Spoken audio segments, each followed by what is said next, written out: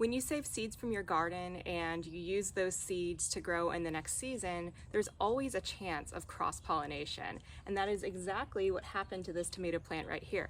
But it's actually a pretty cool cross. Let me show you what happened.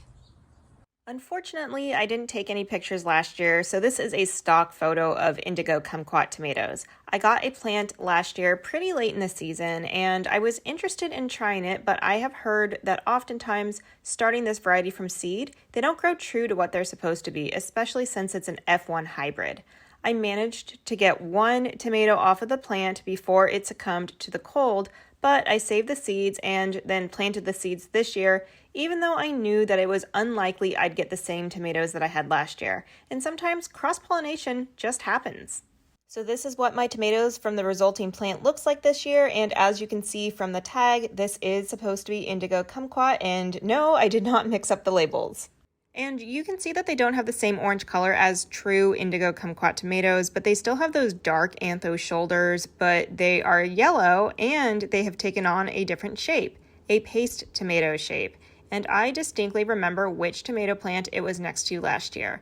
I don't have a picture of the tomatoes on the plant, but here is a picture of a harvest that has the variety it crossed with.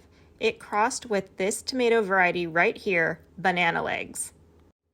I think it's such a cool cross that I got, and the taste is amazing. I can't quite recall the taste of the indigo kumquat tomato from last year, so I can't really compare them, but this cross is delicious. It is really sweet, low in acid, and just very fruity. The taste is so unique, and it really stands out.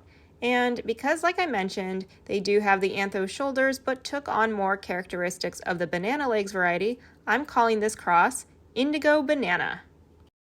I definitely want to try and grow this exact cross next year, so I put an organza bag over a cluster of flowers before they opened so that they hopefully don't cross-pollinate even further, so that I can save the seeds from the tomatoes that I get, and I'll be curious to see what I get next year. But as long as they taste like the tomatoes from this year, I'll be happy.